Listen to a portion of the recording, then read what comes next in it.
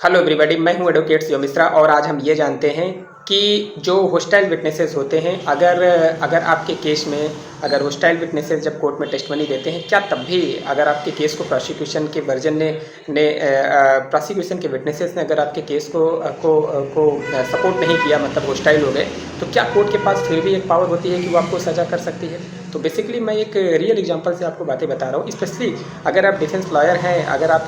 आपके प्रोसिक्यूशन के सारे विटनेसेस अगर आपके होस्टाइल हो जाते हैं, फिर भी आपको आपको बहुत अच्छे से सावधानी रखनी चाहिए। इसका रीज़न सिर्फ ये है कि अगर हम एक अच्छे जजमेंट्स देखें, तो judgement Bhagwan Das versus state of राज एनसीटी 2011 के जजमेंट हैं। इसमें ये चीज़ें बताई गई हैं कि जो होस्टाइल विटनेसेस होते हैं, जो पक्षद्रोही विटनेसेस होते हैं, उनके एविडेंस को, जो उन्होंने कोर्ट में जो टेस्टिमनी दिया है, उनके पूरे स्टेटमेंट को एकदम एक सिरे से अस्वीकृत नहीं किया जा सकता। उनके विश्वसनीय भाग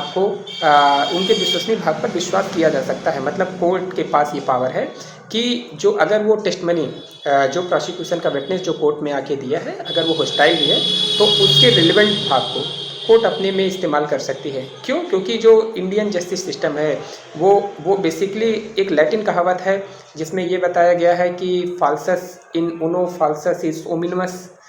ये जो प्रिंसिपल्स है, इसमें यही है कि एक बात में झूठा तो माना जाता है कि सब बात में झूठा। तो ये जो प्रिंसिपल्स है, जो ये लैटिन कहावत है, ये इंडिया में एप्लीकेबल नहीं होती है। इंडिया में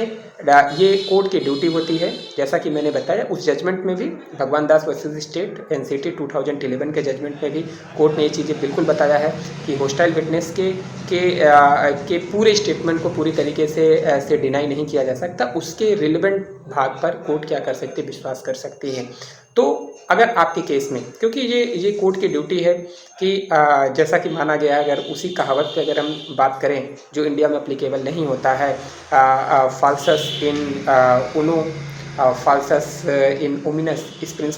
प्रिंसिपल्स इंडिया में एप्लीकेबल नहीं होता है। तो इंडिया में क्या करती हैं, जो कोर्ट होती है, उसकी ड्यूटी होती है कि वो अनाज और भूसे को दोनों को अलग अलग करें। तो बेसिकली अगर जो सीखने वाली बात है कि अगर आप डिफेंस लॉयर हैं, अगर आपके केस में, स्पेशली अगर हम एग्जांपल देके बताते हैं, पास्को का केस अगर हम एग्जांपल देके बताते हैं, तो पास्को का केसेस ज़्यादातर जो कोर्ट में प्रैक्टिकल अप्रोच में देखा जाता है,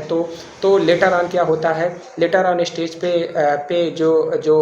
कंप्लेनेंट होते हैं या विक्टिम होते हैं या फिर जो उनके रिलेटिव होते हैं, बेसिकली विक्टिम के ही सारे रिलेटिव होते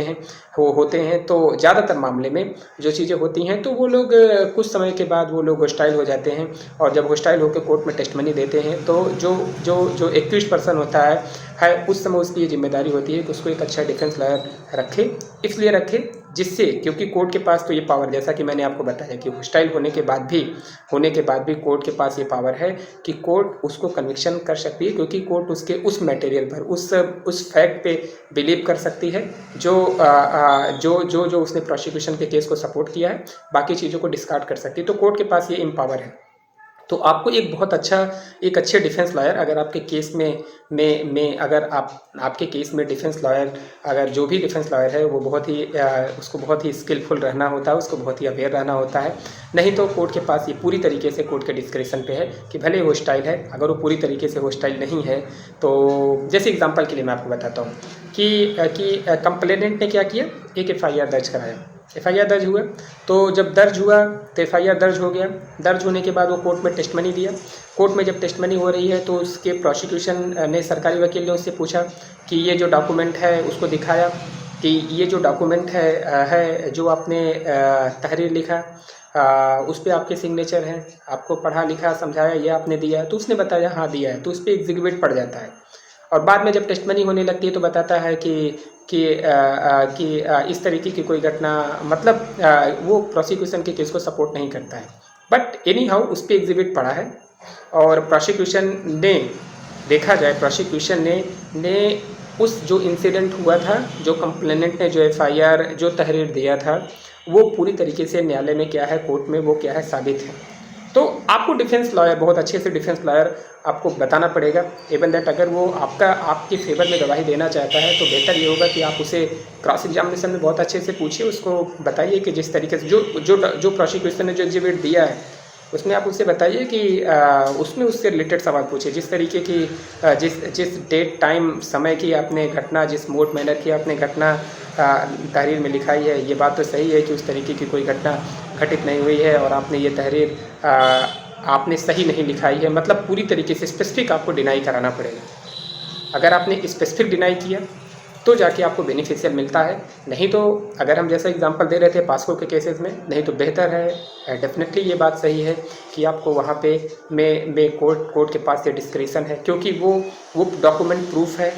इंसिडेंट प्रूफ है, तो डेफिनेटली कोर्ट उसको अपने पर्पज़ में अपने कोर्ट क्या कर सकती है, कोर्ट के पास ये पावर है कि वो प्रोसिक्यूशन के होस्टाइल, क्योंकि विटनेस होस्टाइल हो गया लेटर ऑन, लेकिन फिर भी उसके इस इंसिडेंट को क्योंकि उसने प्रूफ किया तो इंसिडेंट को कोर्ट क्या कर सकती है, मान सकती है कि प्रूव्ड है, ये इंसिडेंट पूरी तरीके से प्रूव्ड है। स्पेशली पास्को के केसेस में देखा जाए तो जो लोग होस्टाइल होते हैं वो ट्रायल स्टेज पे होते हैं, उसके पहले भी ढेर सारे केसेस होते हैं। जैसे विक्टिम का 161 का स्टेटमेंट होता है, जो सॉरी अब तो 180 हो गया, 161 सीआरपीसी में जो पहले होता था अब 180 बीएनएसएस में होता है, उसकी रिकॉर्डिंग होती है, एवन दैट मजिस्ट्रेट के सामने एक बयान होता है विक्टिम का, और जो पहले 164 सीआरपीसी में होता था अब 183 बीएनएसएस में होता है, और विक्टिम की टेस्टमनी डॉक्टर के सामने भी होती है, डॉक्टर को भी इंसिडेंट अपने हैंड राइटिंग में लिखता है, और इतनी चीज़ें होती हैं। तो ऐसे कैसे प्रिज्यूम किया जा सकता है कि कोई एक ऐसी इंडिपेंडेंट एजेंसीज के सामने आपने पुलिस को स्टेटमेंट दिया जो कि इलेक्ट्रॉनिक वीडियो में रिकॉर्डेड है, वो पूरी तरीके से एक ही बार में आप उसको डिस्कार्ड कर देंगे कि ऐसी कोई घटना घटित नहीं, तो कोर्ट इस पर रिलाई नहीं कर सकती। मजिस्ट्रेट के सामने जो कि माना गया है कि आपने सही तरीके से बिना किसी डर भय में और सही बयान दिया है, तो उसको आप एक लाइन में केवल डिनाई कर दें, ऐसा प्रैक्टिकली पॉसिबल। डॉक्टर को आपने स्टेटमेंट दिया, उसको एक लाइन में यहाँ पे आके क्रॉस एग्जामिनेशन में या फिर डायरेक्टली बताया कि हमारे साथ कोई घटना नहीं घटित हुई, तो ये पूरी तरीके से इस पर कोर्ट बिलीव नहीं करती है, कोर्ट नहीं करती। और डेफिनेटली इन सब केसेस में जैसा कि देखने में भी आता है कि और प्रैक्टिकली ऐसा देखा भी गया है कि अगर पास्को के केस में जब एक्यूज्ड पर्सन को ये पता हो जाता है कि हमारी इनके साथ कंप्रोमाइज़ होने वाली होती है, सुलह हो गई है, तो वो पर्सन क्या करता है, ऐसे एक नॉर्मल वकील को हायर कर लेता है और उसी से अपने केस को टाइप कराता है। तो definitely this is not very good advice. आपको इस सिचुएशंस में भी आपको बेहतर डिफेंस लॉयर की ज़रूरत पड़ेगी, क्योंकि वही आपके केस को क्या कर सकता है बहुत अच्छे लेवल पे। होस्टाइल होने पे भी मैंने आपको बताया, क्योंकि कोर्ट के पास ये पावर है कि कोर्ट की जो ड्यूटी है, हमारे यहाँ जो फाल्सस इन उनो फाल्सस इन सोमिनस का प्रिंसिपल बिल्कुल अप्लाई नहीं होता है, तो कोर्ट के पास ये पूरा हमेशा पावर बना रहेगा कि वो आपके केस में जैसा कोर्ट चाहेगी उस तरीके का जजमेंट कोर्ट आके आपको करेगी। तो बेहतर यही सारी चीज़ें हैं कि आपको हमेशा एक अच्छा क्रिमिनल डिफेंस लॉयर आपको रखना पड़ेगा। अगर आपके केस में कंप्रोमाइज़ हो भी गया है, क्यों मैं बार बार पास्को के बारे में बात कर रहा हूँ, ये भी चीज़ें सॉल्व हो, क्योंकि पास्को के केस में ऑनरेबल अपेक्स कोर्ट ने भी ये चीज़ें बताया कि इसमें कंप्रोमाइज़ पॉसिबल नहीं है। हाँ, एक कंडीशंस है, हाई कोर्ट में आप जाइए, हाई कोर्ट में जो पहले 482 में सीआरपीसी में हम लोग जाते थे, क्वेश्चन कर लेते थे, लेकिन उसका जो ग्राउंड है वो बहुत ही लिमिटेड ग्राउंड है। पास्को के केसेस में अगर आपकी शादी हो गई है, बच्चे हैं, then definitely this can be possible. But अगर ऐसी सिचुएशंस आपके साथ नहीं है तो it is a very difficult. आपको अपेक्स कोर्ट ने भी बता दिया है कि पास्को के केस को आप कंप्रोमाइज़ के बेस पे आप ख़त्म नहीं कर सकते, तो डेफिनेटली घूम फिर के आपको आना पड़ेगा ट्रायल में ही, और ट्रायल में भी आपको पूरी टेस्टमनी आपको पूरे ट्रायल से फेस से होके ही आपको जजमेंट के सिरे में जाना पड़ेगा। तो इन सिचुएशंस में आपको बेहतर डिफेंस लॉयर की ज़रूरत आपको पड़ेगी, ये आपको ध्यान रखना चाहिए।